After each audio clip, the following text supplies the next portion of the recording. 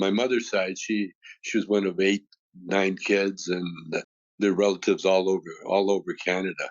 But because my mother married a Chinese guy, Uh-huh. there was one aunt that she did not want anything to do with us because we were brown, or you know we were Yeah.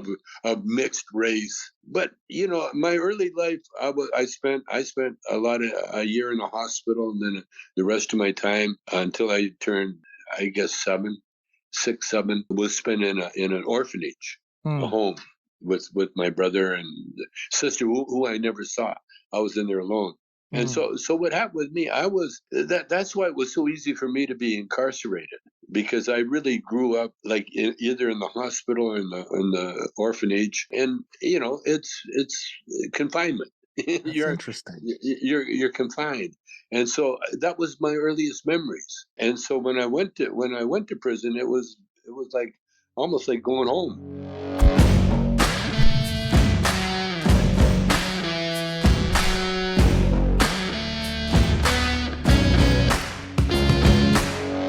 Welcome to the Spear and Clover podcast, the show where military mindset meets the spirit of the puppy. I'm your host, Jason Skisick, the entrepreneurial evangelist, and each week I bring you the stories of visionaries who see the world as it could be and can't help but take action. If you're enjoying these episodes, please take a moment to subscribe, like, and review. This is the best way to stay in the loop when we drop new content. Tommy Chong has a secret. He must. How else could he have created a career that has spanned decades across music, live performances, television, movies, entrepreneurship, and more? How else could he have become one of the few positive voices around an issue like marijuana legalization, and by extension, personal freedom, and stuck around long enough to see it succeed? How else could he have been locked in a prison cell over paraphernalia charges and not only emerged with a best-selling book, but describe the experience as a spiritual retreat? Tommy seems to have talent in many, many different things, but through all of his success, there's a common theme. He's a master of spreading joy and creativity to the world. Today, we have the great honor of hearing Tommy's story and a bit of his wisdom. And maybe, if we're very lucky, we'll learn a little bit about his secret. Tommy Chong, how are you, sir? I'm fine. What a nice introduction. Thank That's you. really good. That's very sweet. Well, One I of the really best introductions I've ever had. Yeah, thank you. Wow. Well, I really appreciate you telling me that, Tommy. Tommy, thank you so much for coming on the show. So just to kick us off, how did this all happen? How did we get here? Well, I was born in Edmonton, Alberta, Canada. And when I was born, I literally lived in a manger. Uh-oh. I was a baby. My Uh-huh. dad had a homestead. Back in the day, a homestead was free land, and the only stipulation is you had to live on it and you had to create a business, some kind of farm or something. And so my dad had a turkey ranch. He tried it, but my dad was a bit of a playboy and a hustler, and it was during the Depression Mm-hmm. in the 30s. I was born in 1938. And so the Depression was, well, in fact, they were coming into a world war Mm-hmm. at that time. In fact, my dad actually joined the army, which he never had to do. And so we had to move from the turkey ranch. But it was, like I said, our first house, I don't remember. I was a baby. Our first house was a remodeled chicken coop Mm-hmm. and outdoor plumbing. And when we moved, we got a hay wagon, a horse-drawn hay wagon, and our furniture, I guess, was piled up. My mother was a great storyteller, so she told me the story. And Mm-hmm. I kind of, over the years, I kind of visualized it to the point I could kind of remember being on the ride, Mm. being Yeah. on that thing. But my whole life was kind of born in a very traumatic time of the world. I came out at the beginning of World War II, and so I didn't see my dad. My dad went off to war, and I didn't really see my dad where I can remember an actual human being picking Mm-hmm. me up when I think I was about 5 years old. 5 years old, staying at a cousin's house, because my first early life we lived it from relative to relative, Mm-hmm. different relatives on my mother's side and not on my dad's side, because my dad, he just had a brother, and that was it. But my mother's side, she was one of 8, 9 kids, and their relatives all over Canada. But because my mother married a Chinese guy, Uh-huh. there was one aunt that she did not want anything to do with us because we were we were brown, or you know, we were Yeah. of mixed race. But my early life, I spent a year in the hospital, and then the rest of my time until I turned, I guess, 6, 7, was spent in an orphanage, a Hmm. home with my brother and sister, who I never saw. I was in there alone. And Hmm. so what happened with me, that's why it was so easy for me to be incarcerated, because I really grew up like either in the hospital or in the orphanage, and it's confinement. That's you're interesting. you're confined, and so that was my earliest memories. And so when I went to prison, it was like almost like going home, you know. Wow. And So you come up from a place where you're different, you're mixed race, and you're in a time when it was the hardest time in American history. Where do you get off becoming a guitar player? How does that happen?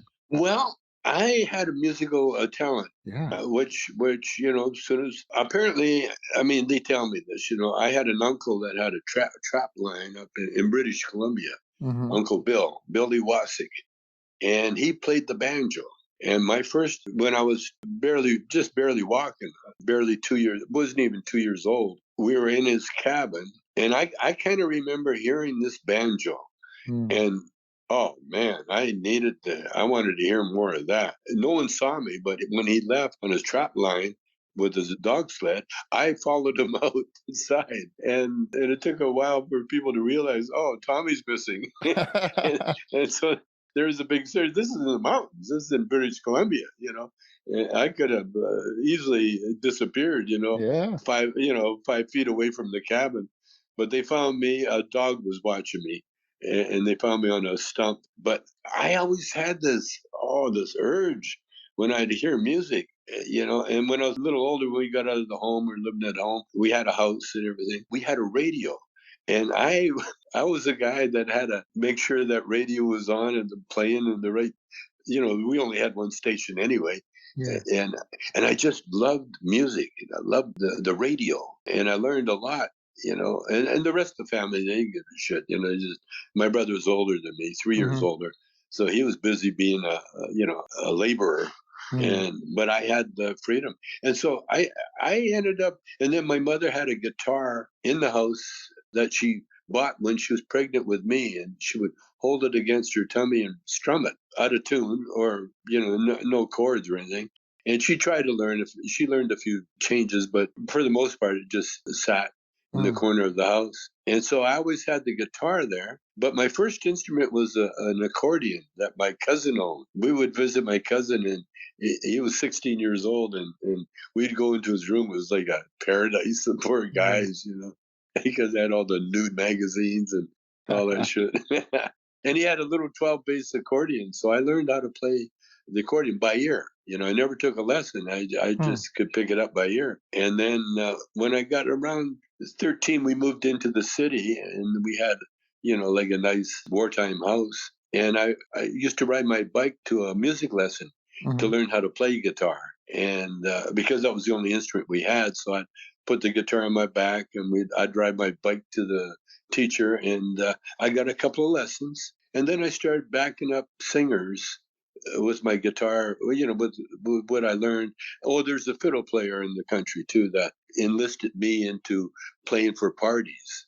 When I was Nice. 8 years old, I used to sit up and, and play for their house parties. And I was a music. I was part of the band. 8, 9, 10, 11. And that's Wow. when I played, and I'd back up the fiddle player. And so I developed some pretty good comping chops. Hmm. And then I started learning a little bit of a lead, but I was never a good lead guitar player. I was always the rhythm guitar player. And that's what got me all the way up. And then we formed our own band when I was 17, 16, 17. We formed a group called The Shades because we're all different colors. And Mm. we had a teen club. We started our own teen club. And then we got kicked out of Calgary and went to Vancouver, and woo, that's where I got my education. alone. And it was a nightclub city in Yeah. Vancouver. It was, yeah, and that's where I more or less lived in the clubs. And you learn, we had to back up different people. And so I'd learn different songs. And then I hung up with the jazz players. And Hmm. then I would just pick up a little bit of information here and there. But I dedicated my life at that time. I quit school, everything, just to be a musician. And And then so, I'm sorry. then I ended up being a club owner. I So heard that was that. it. Yeah. Yeah. So let me ask you this, because I obviously I did some preparation for this. I'm super excited for this conversation. But the one thing that stands out to me is you've been successful across, and I'm sure you've had your failures too. I don't want to belittle that, but you've been successful in entertainment. You've owned clubs. I believe you owned the first strip club in Vancouver. Is that right? Yep. And you clearly don't care about the money part of it, but you're still successful and you clearly care about the product. So what do you attribute your success to as an entrepreneur, whether it's in entertainment or any of those other things? What is it that drives you forward to impact the world? Well, actually, I got turned on to the power of prayer Mm, really early. I mean, I'm talking, getting out of the home. See, I was raised in the Salvation Army home, mm, and before you did anything, you had to sing hymns and pray. And then I ended up going to a Bible camp when I was 8 years old, and in the Bible camp, that's what really transformed. They I learned how to pray, and it's very simple. And anybody can do it, and everybody should do it, and everybody does do it. Usually, the last resort. you know, they yeah. got There's nothing no else. atheist in a foxhole, right? Yeah, Yeah. when you're in enough trouble, you eventually, oh my God, help me. Yeah. uh, but what I learned how to use prayer every day of my life because to me, especially in this computer age, Hmm. I can relate to the computer because the computer has so many little apps that you can, if you know how to get on them, how to use them, Hmm. you can learn everything that you need to learn about everything. Right now you can, who is in this movie? You just need to have a little sliver of information and boom, it pops up. Yeah. It's an app on your computer. Well, we're born with a built-in God app. Every one of us, every living creature on earth, be it mineral, or human, whatever, Yeah.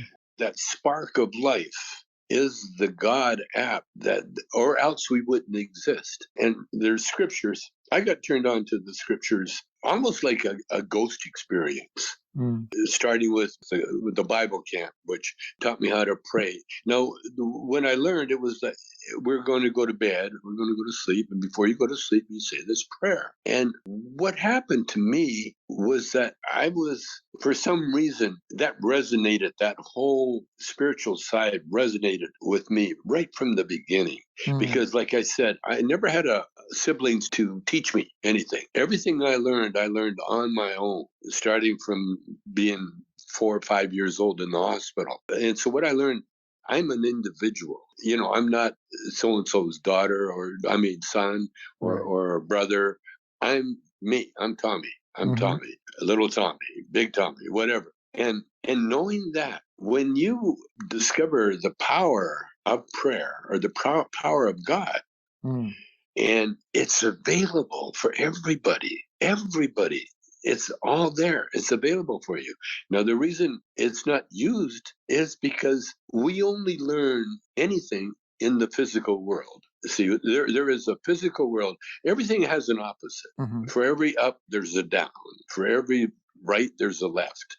One can't exist without the other. Hmm. And so, in the physical world, which is the universes, and with the new telescope, we can always see is more universes, more more Yeah. stars, Yeah. more of this vast universe of ours. That's the physical world. Now, the opposite to the physical world, so the opposite of everything is nothing. In the spiritual world, there is no need, want, desire. Nothing gets old, nothing gets new.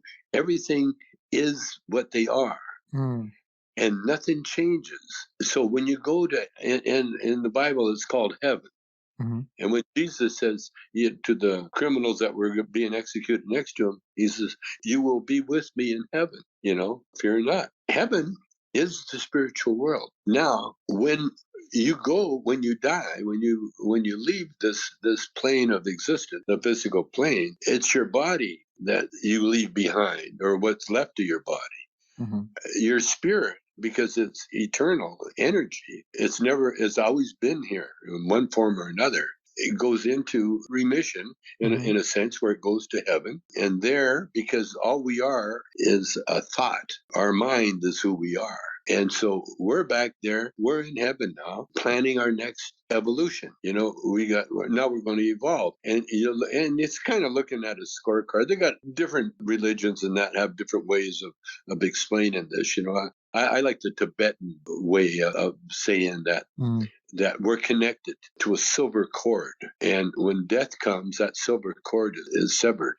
Mm. And our mind goes up the silver cord to what is called the overself.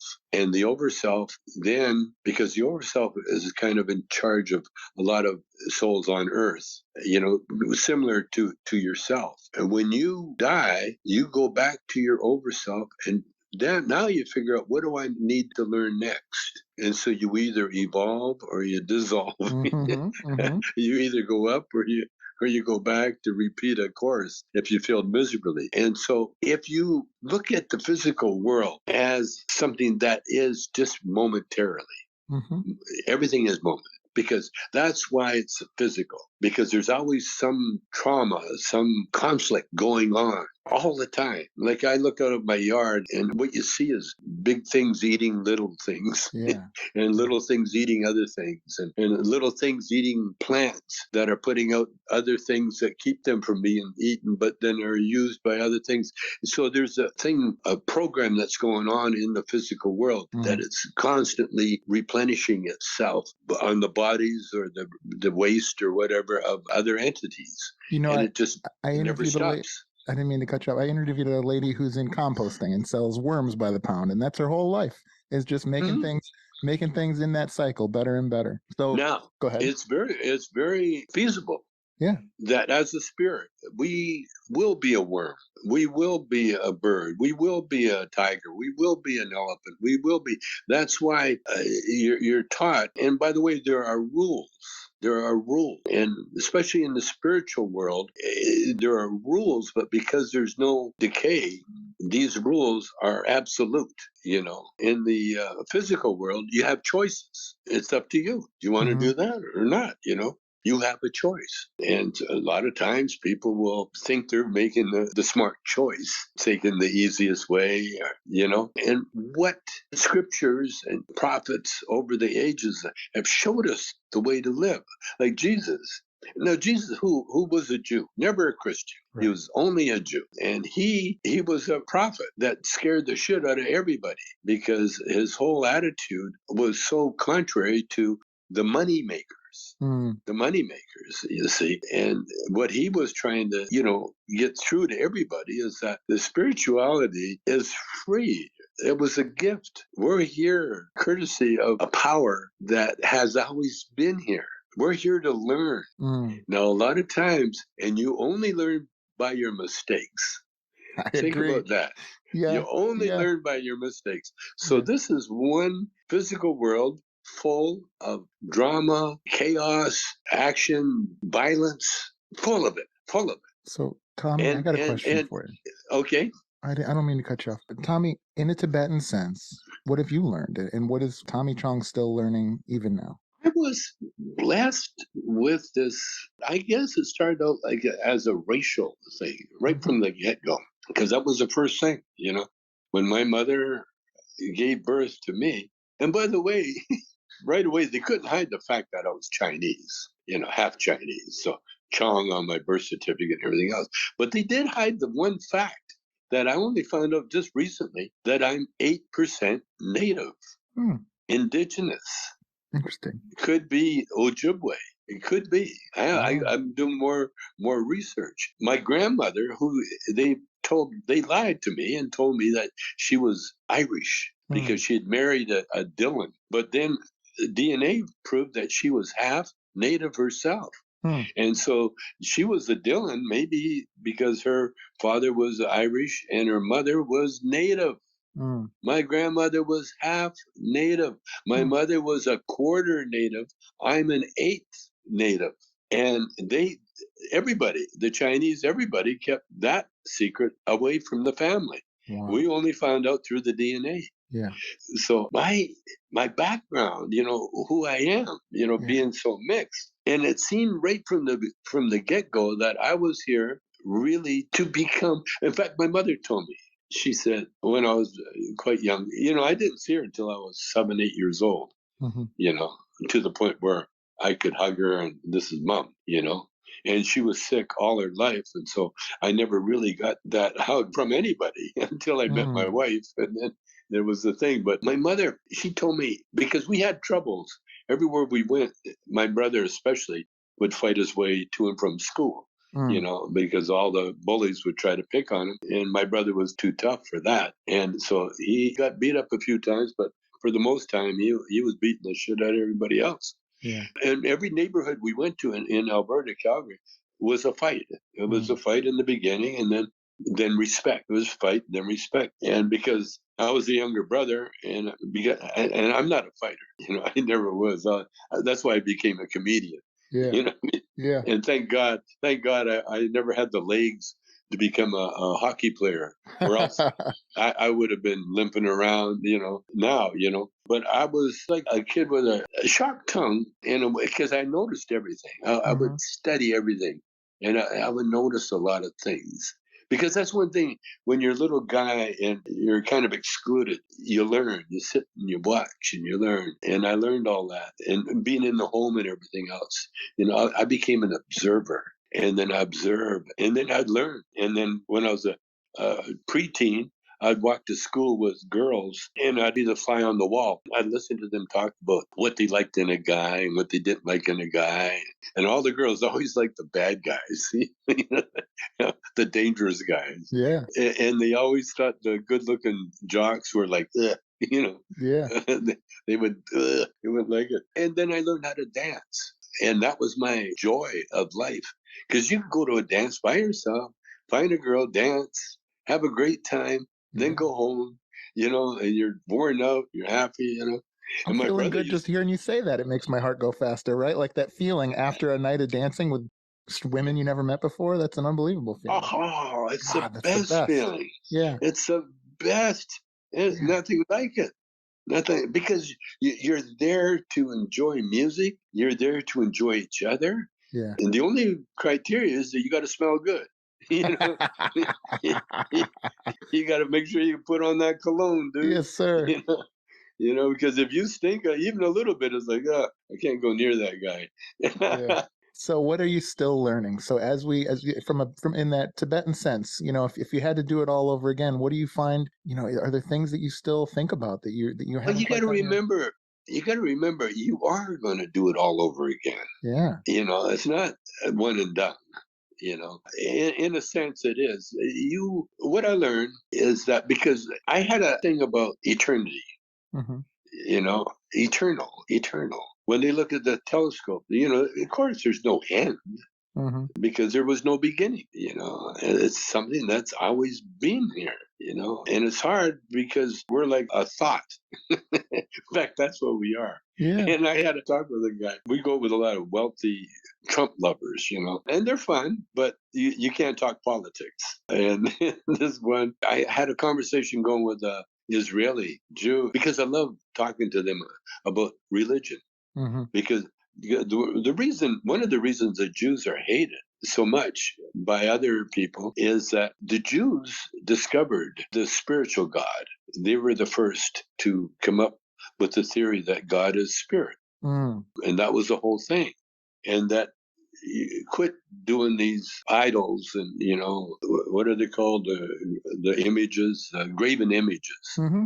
Quit doing graven images. Well, the Romans said, okay, but I'll tell you what, we'll take that Jew on the cross and we'll make him a graven image. And we're not only going to take him and make him a graven image, but He's the Son of God. He's the God himself. And he even said that he's going to come back. And, they had no clue Mm. of what he was trying to teach these people. Because the physical world, when you leave the physical world, you become pure spirit, and you can come back. You will come back many times, because this is where we belong. Where else are you going to go? It's funny you say that, because it's funny how somebody can have a message and it can be so pure, and then we can hear it in such a different way than maybe the way that they intended it, or we use it in a different way than the way that they intended it, right? To make money.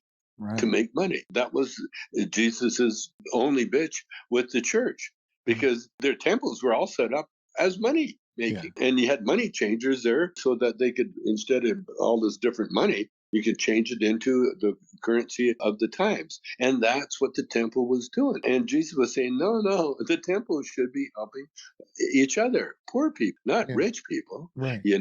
And then the Romans took it and co-opted. They took it and said, okay, let's, instead of a Caesar, we'll have a Pope, and then we'll have a bishop, and then we'll have all these trappings and that shit that they had before with Baal or whatever graven image they did. Yeah. And so that's why it killed me during the pandemic. The churches were closed down. You would think that would be the only place that would be the refuge. Yeah. But they closed all the churches down. What did they leave open? Marijuana in the marijuana stores. Yeah. So that's the real church, because the real church is our minds, and the cannabis affects the mind, goes right to that and connects us with the spiritual world. That's our connection. That's why the cannabis, and that's why when I went to jail for the bongs, it was like, this is a treat. Thank you, Lord. And I'm telling you, my wife went up to Canada and parlayed our holdings up there into a few apartment buildings, and she made more money with me in jail 9 months than I made the whole time before that. Wow. Congrats. That's great. And that's the rewards you get when you follow the rules. See, life, we're only here for a short period of time. Mm-hmm. And if you follow the rules, the game, you win. There's so many ways to win in life. And what you're losing, really, you're not losing anything. If you believe, if you know in your heart that you're temporary, but the spirit is forever. Mm-hmm. You have to follow the rules. And one of the rules, it was funny, because my wife and I got in an argument over something, book performing. And it was a tough argument, it was very, very personal. It got crazy, And then I was having a hard time connecting, getting out of that space in the head. And then I remembered the scripture says that don't come to the altar if you got some kind of grievance against your brother. Or your wife. Clean up that grievance. And the best way to do it is to apologize. And say, I'm sorry I took this aggressive attitude, and forgiveness. And then you can come to the altar. And so as it turned out, that happened. There was a bit of forgiveness on both sides. Yeah. And then you can come to the altar. But that's very important. That's why these rules are very important. Like you talk about success. Well, what is success? You see, success can be, it's all a learning lesson, It's just like the I Ching considers winning the lottery a misfortune, because all of a sudden you got all this money, and if it's not what you asked for, then you're going to either destroy your life or other people's lives on the way there, and you're going to lose every penny. And that happens. It's going to leave. It's going to leave. Now, what I want to, and this is why I do a lot of podcasts, is that I know that, especially with AI and the artificial intelligence, I know, see, there's nothing to fear there. Yeah. You should never fear anything that says intelligence. Central Intelligence, Tommy? CIA, I'm just kidding. Go ahead. Yeah, but you know what I'm saying? Yeah. Intelligence, that wisdom. In fact, I wrote in one of my books, someone said, what is a proper prayer? And I said, think about it. Pray, ask for wisdom. That's all you need. Mm-hmm. That's all you need is wisdom. And the wisdom, then when you make choices, you're not making the choices out of fear, out of greed. And because greed is fear. When people are cheap and they cheat other people, they really cheat themselves. Mm-hmm.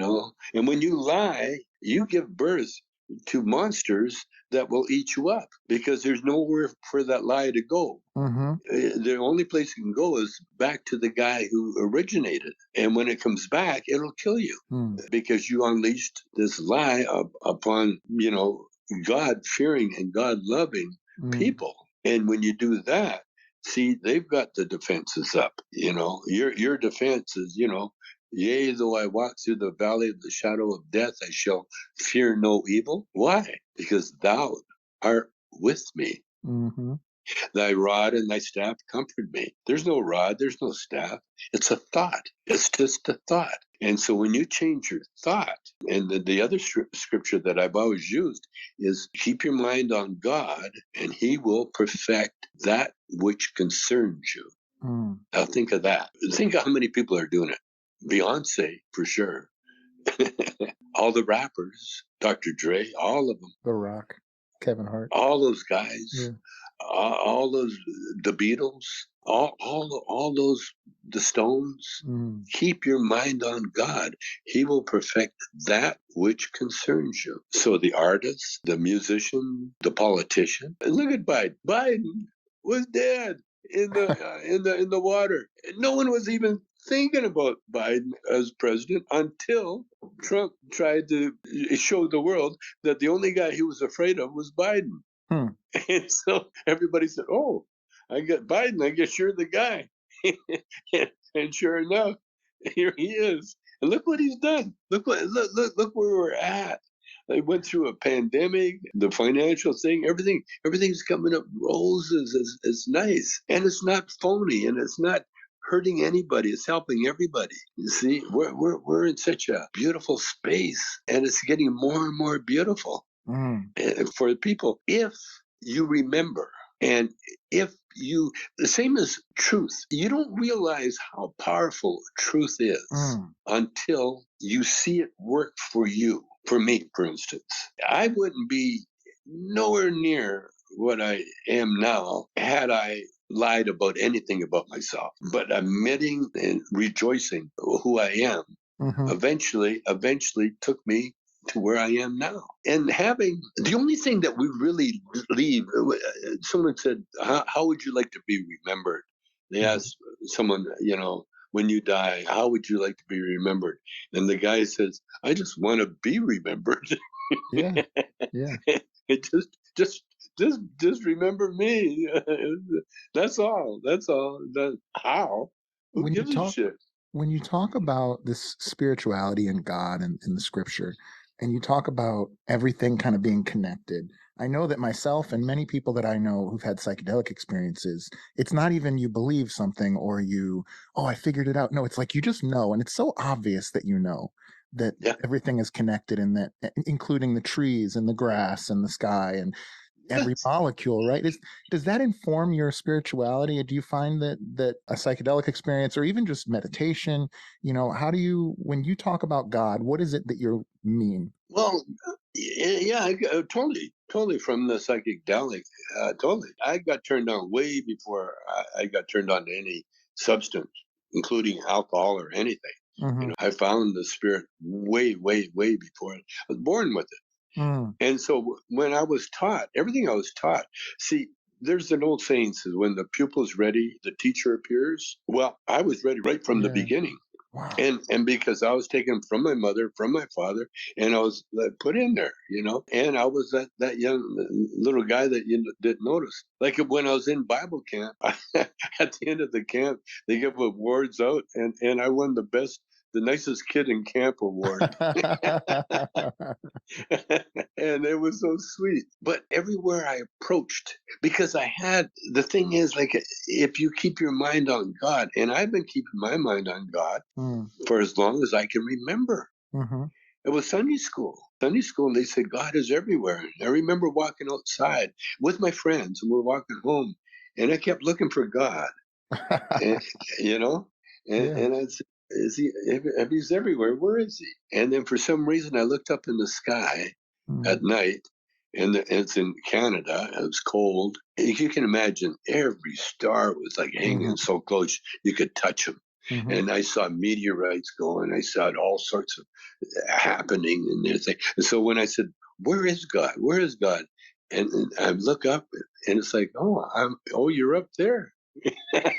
Yeah. Yeah, it's like when you do that, you're in the middle. You're in the middle of God's creation, because that's what the Bible says.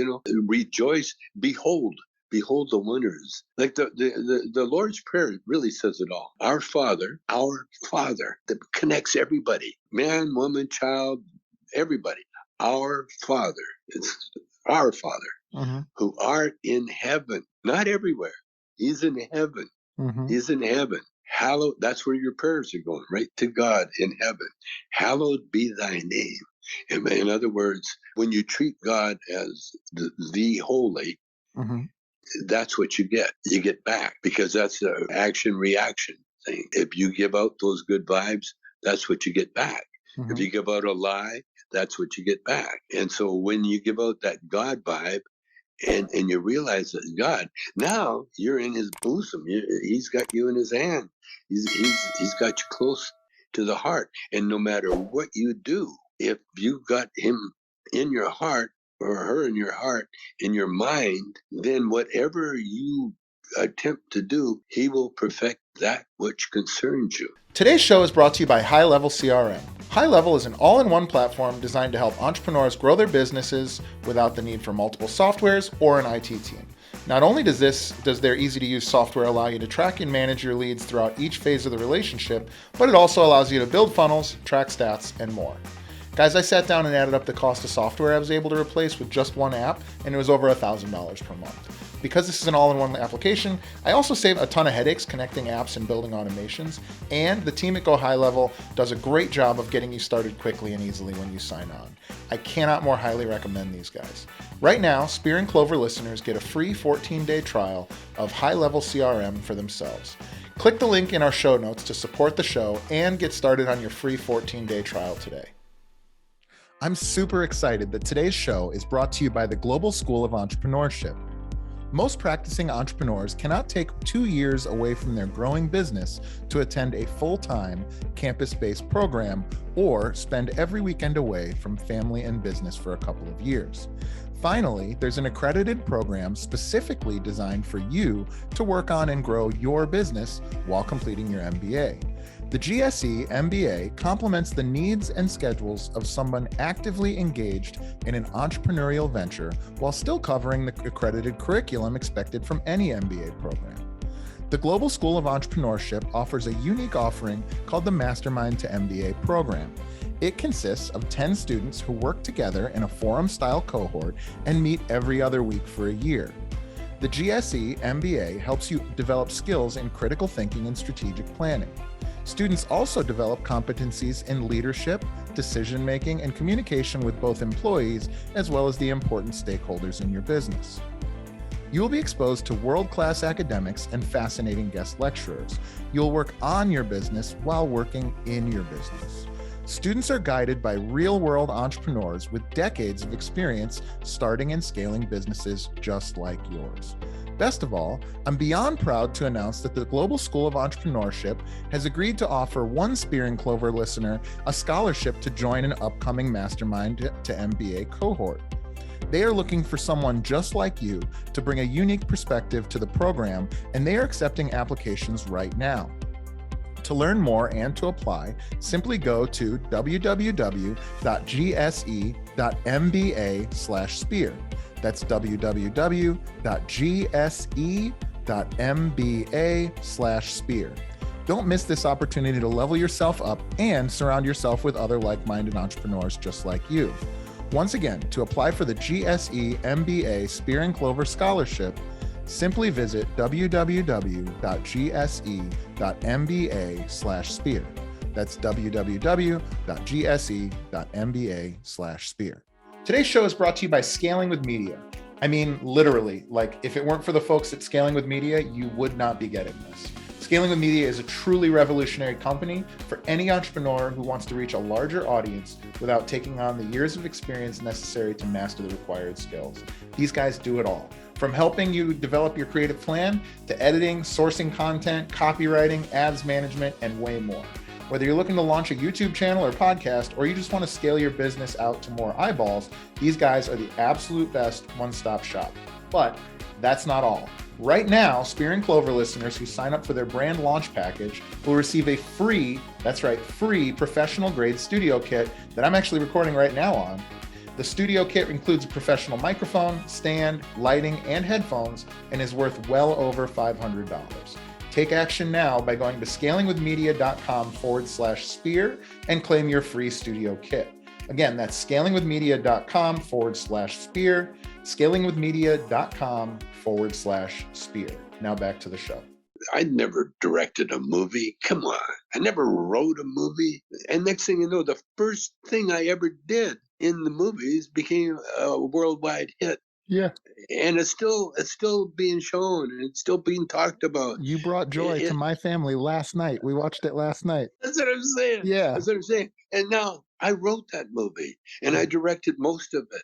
Yeah. But not all of it, because I had everybody involved in the movie writing their own parts, doing their own parts, and it was a communal thing. But it was me that instigated it, because I wrote the song Up in Smoke, and the Cheech said, that's the name of the movie. It did everything. He will perfect that which concerns you.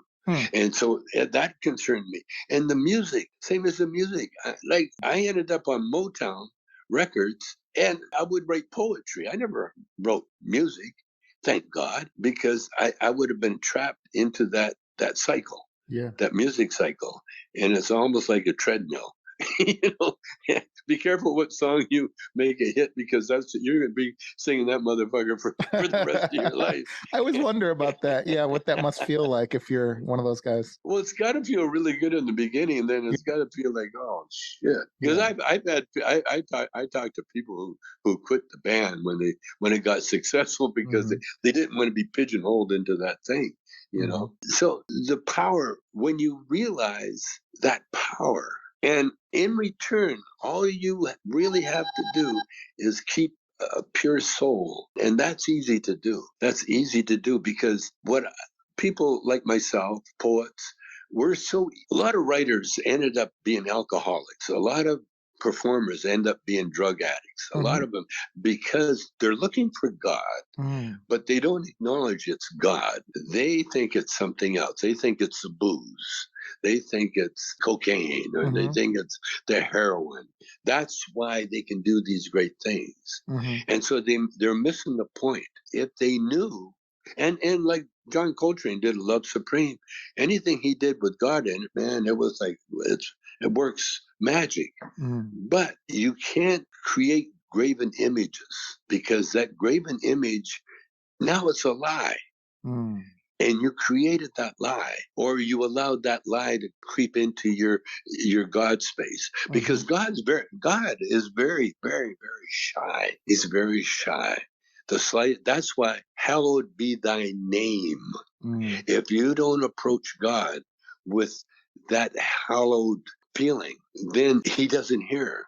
He can't respond, because God doesn't respond to demands. God responds to filling a need that's going to help the rest of the world somehow. So when you pray for wisdom, are you praying for challenges? Are you praying for obstacles? Because you've talked about how knowledge comes from failure and challenge, right? Absolutely. So if I'm praying for wisdom, am I really asking for challenges and failure? I'm afraid you are. Yeah. Okay. Yeah. I think I'm picking it up. Yes, you are. Wow. Yes, you are. Because what it is, it's not a contest. Life is not a contest, In fact, Lou Adler, our record producer, owner of the company, he had a private club. Now, I thought I was going to be involved in the club, because I had owned nightclubs, and I just took naturally that I was going to be somehow involved, and then I'd be able to, to help run the thing. But as soon as he got it, he shut me off, and no, that's his. and he had a private area up in the top of the rocks. Now Cheech and I could get in there, but we weren't part of the crowd. Mm-hmm. He had a own special crowd, and their motto on their matches were, "Living well is the best revenge." Now I looked at that. That's a recipe for Yeah. disaster. Yeah. That because it's such a fucking lie. Yeah. Yeah. It sounds like First of bullshit to all, me too. revenge. What happened to forgiveness? Mm-hmm. See, because you can't activate your God app if you got anything in the way, jealousy or hate or animosity against someone else. It doesn't work. It only works if you have a clear conscience, Mm-hmm. Mm-hmm. and so it's best that you do. I had an old friend of mine. He was his name is every once in a while his name slips my brain. Oh, I've been there. Anyway, he played the evil Fouquier in the Corsican Brothers, Mm-hmm. and Yeah. he was a great English actor. And him and Kay, his wife, Roy Daltrey's. Roy Daltrey's was his name. Well, Roy, during the war, he was in the prisoner of war camp. He got caught Wow. real early. He was 18 years old, and he got caught and sent to a prisoner of war camp during the war. Mm. And so the camps really run themselves. Mm-hmm. The guards are there to keep from people from leaving, but basically you run the camp yourself. And so they formed a theater, a live theater, and they did all Shakespeare works and everything else. So Wow. they spent the whole war learning their theatrical craft. Wow. And What he a became British POW thing to do. yeah. You see what I'm saying? Yeah. Yeah, I Is do. you take time, what you got, and then you create with it. Like Nelson Mandela, he did 19 years in a hard, breaking Prison. rocks, Yeah, yeah. and he ended up teaching law and teaching English and everything else Yeah. to the inmates. Well, he broke rocks. Well, it's funny. It's funny you say that because I've heard you talk about your time in prison as a spiritual retreat, and we share that in common. I went to Iraq twice for war and had a very hard job, at least for one of the deployments. And we were digging holes in 120-degree weather. And if you ask my mother, every time I would talk to my mom on the phone, I would tell her, "I'm having the time of my life. I'm making great friends. I'm in great. I've never been in such good shape, and we're working hard together. And I feel like I'm a part of this really great team." And truthfully, Tommy, that's what I've been looking for ever since I left the military, was how to find another team that was so tight. I mean, these were people who were forced together. We didn't get to pick, and here we were, sort of making the best out of a situation. When I've heard you talk about your time in prison, and it immediately endeared me to your story, because I can respond to that. Like, is there anywhere that you would not be able to find happiness and peace in your life? You take God with you. Because it's all inside, right? You got your God out. No Yeah. matter where you go, there he Yeah. is. Yeah. No matter where you go. And when you know that the other side is the spirit world, that's fine too. That's fine. But we're here for a reason. Mm. We're here for a reason. And if you want to change anything, you do it by what the Japanese call. This is what Japanese do with their craftsmen, Mm-hmm. especially woodworkers or something Yeah. like that. They hire apprentices, okay? And they tell the apprentice, do not touch the tools. Your job is to sweep up, keep everything clean, but do not touch the tools. Mm-hmm. And it's the apprentice that looks at the guy. I'm sorry, but I can't help it. I need to create. I'm Yeah. sorry. I'm gonna blow that rule and say sorry, but and Japanese call it stolen lessons. Mm. And so what they do, they kind of peek and to see who cheats, and goes and gets the tools when they're not supposed to. Uh-huh. They become the craftsman because the art is more important than following their bullshit rules. Mm. You Mm-hmm. see, and that's the same with me. When I went to prison, I learned one thing. I said about being incarcerated: do not fuck with the guards or the rules, Mm-hmm. because they're there only to deal with people that fuck with the rules, Yeah. that try to escape or create fights or anything else. That's their job, and they will beat that guy to death. Now, if you're doing what you're told, when you're told, and they can trust you, then you get freedoms that no one else got. When I was in prison, there was four of us. Now, during the day, I didn't have to work because I was an old guy, my age, so I could do whatever I wanted to do. Sure. And what I did, I took a course in botany in the garden, so I could be in the garden. Mm-hmm. I learned I learned how to with soil composition, and I loved it. I loved going to school because I dropped out early, and so I would do that. And a part of our job was creating this garden of vegetables that we would give to the food bank, Mm-hmm. not the prisoners. The prisoners, the guy that had to eat this shitty food from the government. Uh-huh. But the food bank, because we grew it in the food bank, we were allowed to eat, just the gardeners themselves. Mm-hmm. We cook our own meals. So I had a gourmet meal every day Wow. in jail. And we never ate in the mess hall because they had too many rules there. We would take our meals into the TV room Mm-hmm. where we had a bank of television sets on the wall. Mm-hmm. Now, we never watched it because, we were busy with our car, we called it. And there was four of us. And we would sit there. And Fridays was kind of special because we would get ice as dessert. We get ice cream and cookies as dessert because Eric, the main guy, the chef, he had an in with the commissary, and so we'd have cookies and ice cream, and to show you how he did it, there was a black inmate there by himself, but Eric always took care of him. He Mm-hmm. made sure he got fed, and he made sure he got the ice cream and cookies. He had a special one for him, and was just out of the goodness of his heart. This is the kind of guys that I was in there with. And so for food and entertainment and everything, can you imagine? I ate healthier than I could ever eat on the outside, Mm-hmm. because I'm always forever cheating out there. But in there, it was this pure Clean. vegetarian, clean, beautiful meal. And then we went to bed early, got up early. And when I left, I had a Chicano hairdresser Uh-huh. gave me a 2-hour haircut. Wow. It took him 2 hours, and it was done so perfect that I've never been able to get another haircut like it. And so when my wife picked me up at the door, I looked like a movie star. I was brown Yeah. from the sun, had this Yeah. perfect haircut, and I come out there, and it was trim and tanned, and oh man. You know what my wife and I both noticed last night? We were watching Up in Smoke, and I was like, holy shit, because I own a gym. I've owned a gym for about 12 years in Chicago. And my wife and I were watching Up in Smoke, and I was like, holy shit, Tommy and Cheech are jacked. You guys were in good shape. Yeah, What kind of exercise were you doing back in those days? I was studying with a guru, Vince Gironda. Okay. And Vince Gironda had a special for $25. He would train you to get you a movie part, Uh-huh. and for $25. My buddy's And one of those guys now. so I told him, I says, okay, Vince, I'm taking you up on it. Except I told Vince after, when it came time to pay him, I Yeah. says, Vince, I can't pay you $25. It's embarrassing. Yeah. I have to give you $100, man. Yeah.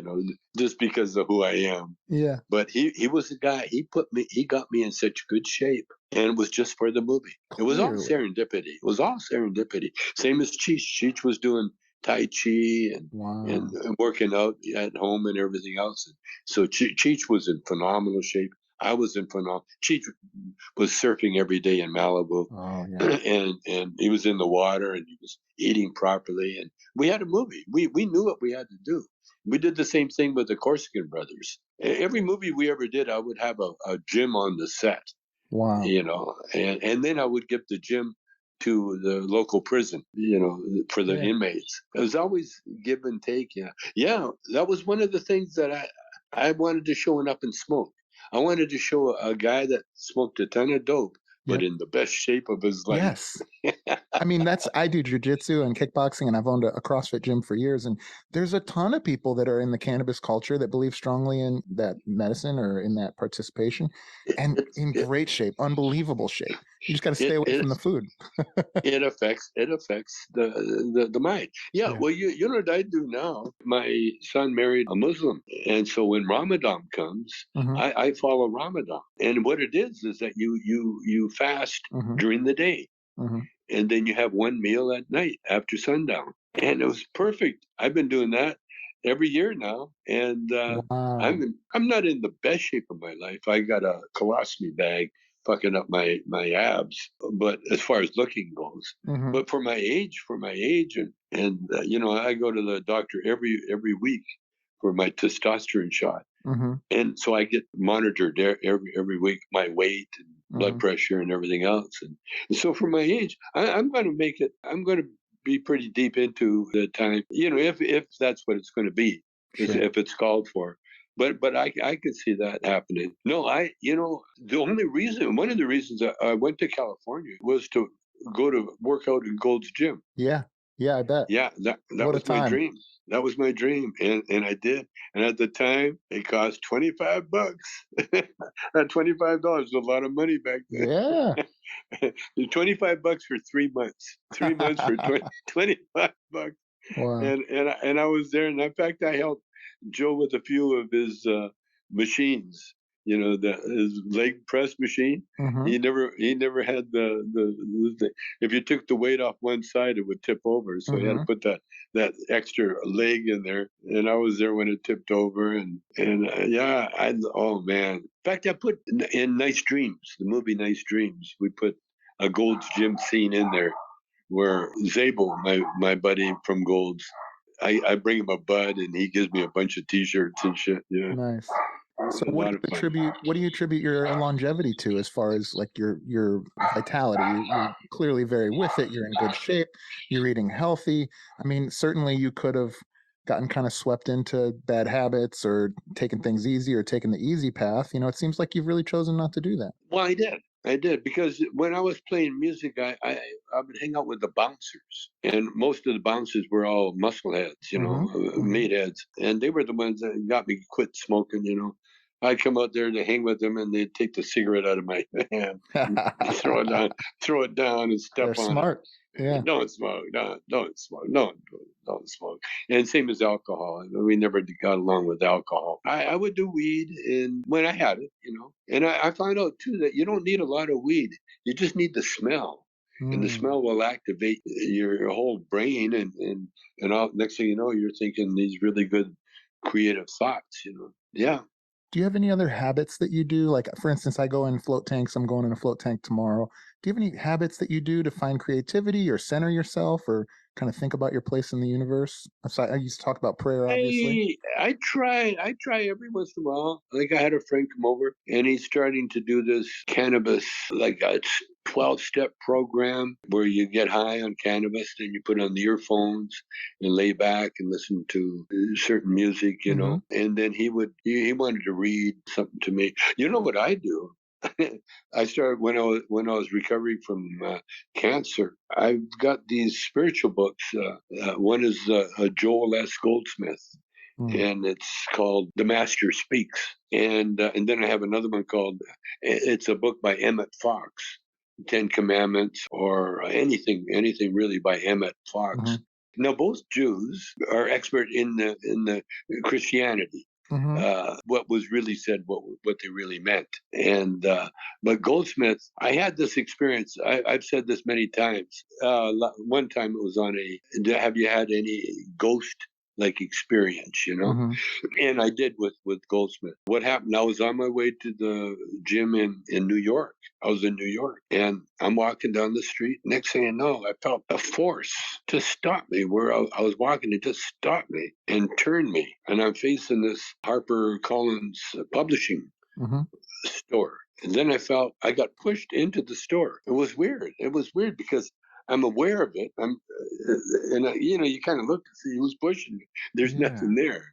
It's a Wow. spirit. It's a spirit. And then Wow. once I was in the store, then I was taken over to this one area, and my hand was taken, and it picked up the autobiography of Joel S. Goldsmith. Hmm. And then I paid for it, and then they had accomplished what they wanted to do, whoever Yeah. it was. And Wow. so I took it home, and I started reading it. It really has changed my life. Goldsmith was a spiritualist healer that lived mainly in Hawaii. Now, he never wrote a line. He's like much like Jesus, he never wrote anything, Mm. but he got taped. These girls started following him around when he give lectures or talks, and they taped every word, and then they transcribed it into books. And the book that I've been reading, and so what I've been doing when I was sick with cancer, I had my daughters come and read to me. Dad, Mm. can I do something? I said, will you read to me? Because I used to read Goldsmith or Emmett Fox every night Hmm. before I went to bed. And so then my daughters came over, and one daughter, she was an actress and Ray Dawn, and she had a break up with her husband, and she's back in Canada, in LA, and so she started reading to me, and she's such a beautiful actress, and Hmm. so, but the message really was for her. Oh, It, wow. it was for her, but she had to read it for me. And then after they would read it, I would give them some money, gas money, but it was a reward. And then my other daughter heard about it. Next thing you know, my other daughter is over there, and she's reading to me, and Yeah. I'm giving her money too. So it's a reward. So they get this beautiful lesson. We call it give me a chapter, and she would read me a chapter, and then I'd either fall asleep or she'd have to go somewhere, and then but the Goldsmith books and Mm. and the Emmett Fox books, no matter where you are. Emmett Fox wrote a thing called the Golden Key, and the Golden Key is the way you can spiritually go through life and open every door with this golden key. And what the golden key really is that you yourself, you think in your mind, you think the nicest thoughts, the God thoughts that you can. Mm. And then it's like connect with the power, with the spiritual power. Then you talk to whatever the problem is. Like, for instance, if you're stuck in an airport and you don't know when the flight is going to leave, and that you do the golden key method, and then when you and then you're very nice to the agent. It's not no demands, no screaming, no I need this, no problems, nothing. Just say how's your day going, and thank you very much for taking your time to spend with me. And what happens? This golden key opens so many doors. Okay, you go ahead. I'm watching you. I got my little granddaughter, Oh, and that's great. she's going swimming, and she How needs old? me to watch her. She's eight, Oh, eight, wow. 8 years old. She's Wow. going to be a little mermaid. Oh, But that's great. Go ahead. getting back the Golden Key, Emmett Fox, check him out. I've turned so many people onto these I books, will. and I'm waiting to hear. I heard back from one guy. I once I had a site where I talked to my fans, Yeah. and I told him about the Golden Key, and then I talked to him months later, and he says, "I got your book. I got those books." Wow. And I said, "How they're working out?" He says, "Fabulous, Oh, that's fabulous." great. Because when you get it, you'll see what I'm talking about. Because he Emmett Fox. Well, Goldsmith mentions Emmett Fox. Hmm. Goldsmith himself, he was quite a guy. He was a highest order of Mason Hmm. that he could be. And he was one of the chief readers in the Christian Science, Mary Baker Eddy, back in the day when she was started the Christian Science thing. And then he became a healer, and he moved to Hawaii. And he's got tapes, and he's got books, so many books out, and he lays it out. What is really going on, and you'll love him because it's all about truth. Mm. It's I say that. all Yeah. about truth. Yeah. I agree. I think about truth a lot. There's the things that I've been drawn to in my life is are things that are undeniable, right? And the things where I've tried that aren't truth, when I always say capital T truth, it feels wrong somehow. There, whether, that's why I like podcasting, right? Is this is a medium where I just am talking to you, and whatever it is that you say is whatever you say, and there isn't going to be an editor, not really, and there isn't going to be somebody to come along and say, oh, we shouldn't talk about that or we should talk about this. I hate that. This to me feels so pure and real and authentic, and I think that's why people are drawn to that art form now. But there's other places as well. Well, again, this knowledge has always been here. Mm-hmm. And it's always been written. I watched the show on TV. And there's another thing, too. Once you get connected, all of a sudden these shows appear, that, oh my God, it's knowledge. Like Yeah. when that deep space telescope appeared and all these things appeared. And wow, all this beauty, all this art, all this, it's incredible. It is. Like my life, I mean, it's so perfect. Even the fights, even the disagreements with the wife. Yeah.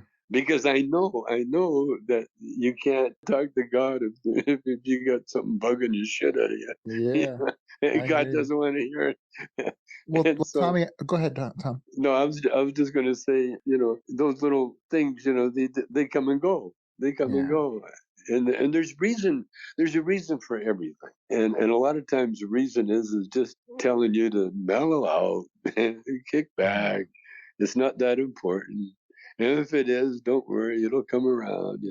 When Cheech and I broke up, I was shocked because I never imagined that we'd ever break up, because we always shared, we always did everything. But then I realized that there was things that I had to do alone, and I could never do as long as I was with him, a partner. And so even though he was the one that initiated and broke up, that I was the one that benefited, in so many ways, you know. And that's the way it is when you know the rewards.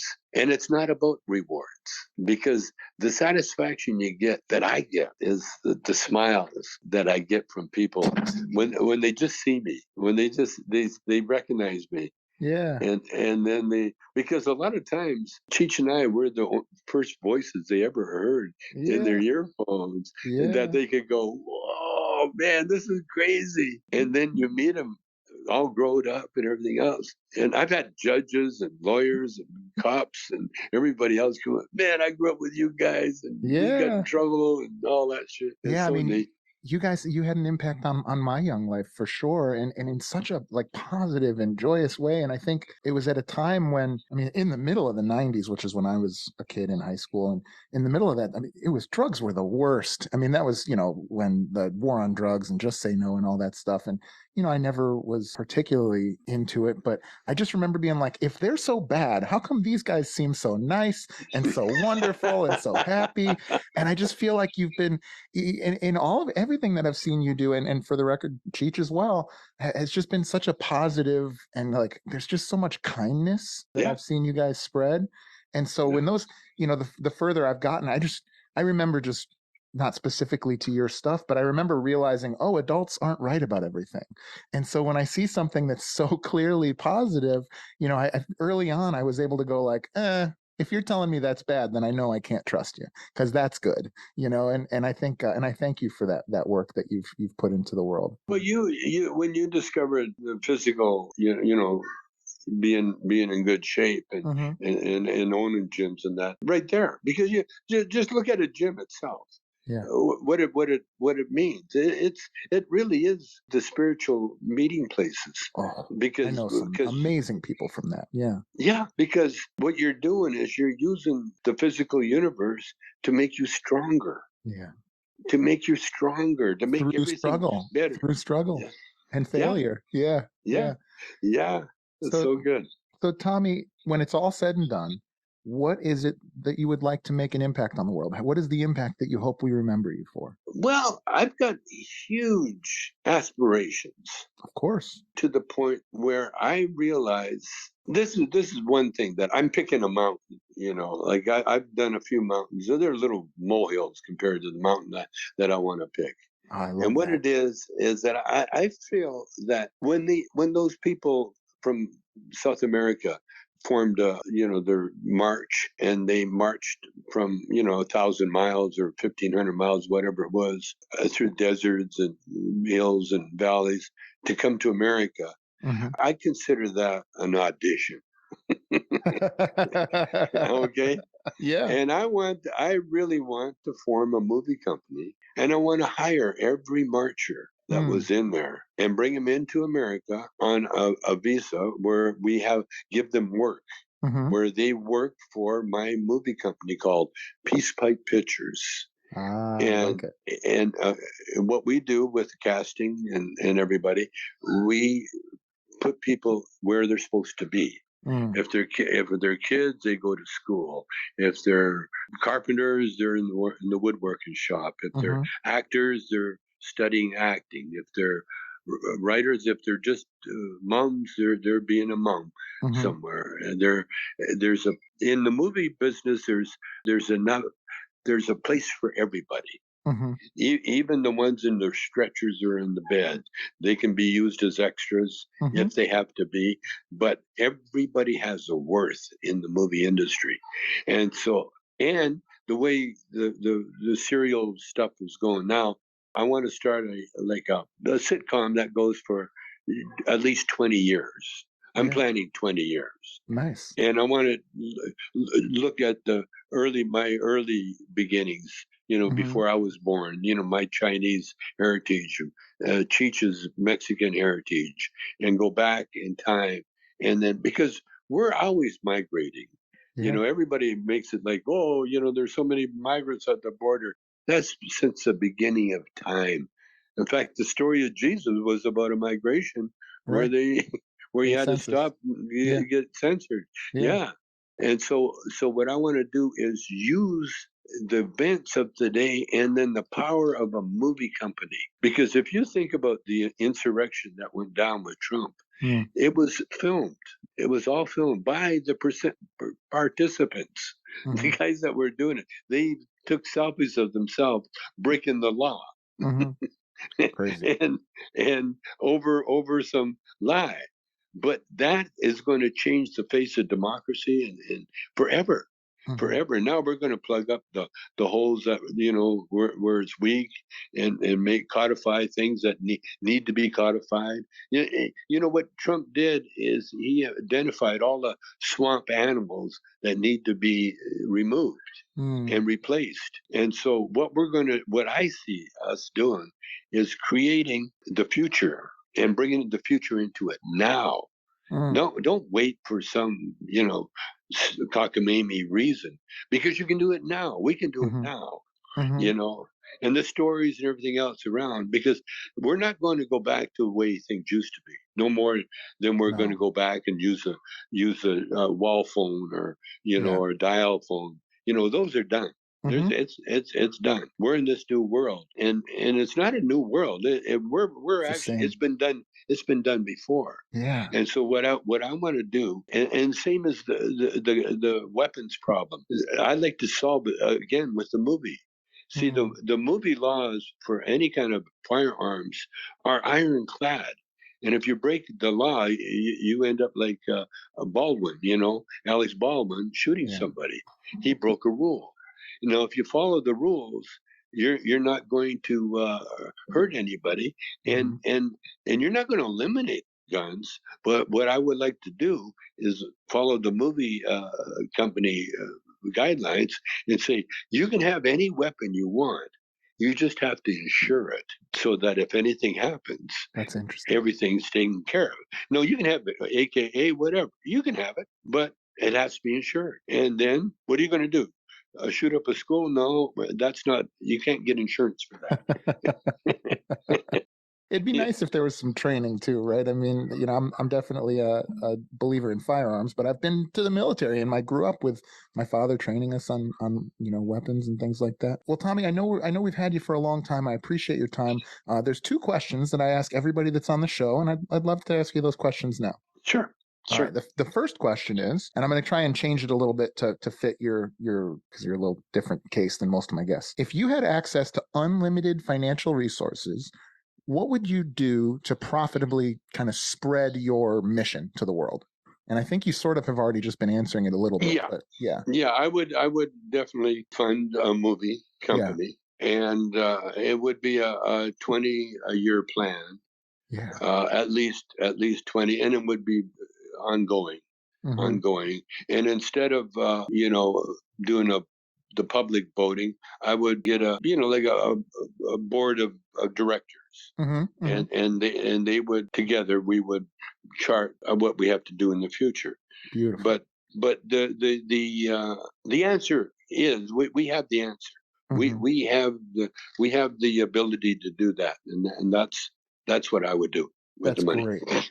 The second question is if you had to drop everything, and so I'll just say if you couldn't do anything in entertainment going forward ever again, what would you start brand new that you've never tried before? What do you think? Probably. Well, I had a couple because I had, and when I was in prison, I was taking this botany course, and Mm-hmm. and part of the course is create a business, Mm, cool. anything you want. And so my business was to create bamboo art. Oh, And what it is hire carvers and builders and make everything out of bamboo. wow. And that would you could help the indigenous people more or Yeah. less, Wow. That, yeah. And there was another one. What was the other one? I can't think of it now. That's okay. Listen, Tommy, this has been an unbelievable experience. I greatly appreciate your time. I think you're an unbelievable human being and really just such a kind and giving and thoughtful person. So I do appreciate you taking the time. Is there anything that you'd like to plug? Is there anything you'd like to, how can folks find out more about the things that you're doing day to day? Where can we find you? Well, I'm on, I think, Hey Tommy Chong is one of my podcasts, or, one of my things, Social media. Yeah. social media thing. Hey Tommy Chong. Actually, I leave it up to people, if And you we'll want have to the talk to links. me, Yeah, we'll yeah, have the you can, links on yeah, the, yeah, you yeah. can find me. Yeah. Okay. Well, thank you so much, Tommy. I appreciate you taking the time and have a great rest of your day. I love it. See, you and I connected. You know why? Why? Prayer works. There you go. Thank you guys so much for watching or listening to the show. If you enjoyed the show, please don't forget to show us some love by liking, rating, and subscribing so we can keep making more and better content. If you'd like to support the show and get a great additional content like exclusive shows and even live group masterminds, please head over to patreon.com/spearandclover to become a member of the tribe. If you're interested in learning more about how we help entrepreneurs, visit spearandclover.com or message us on any of our platforms. Thanks again, and we'll see you soon.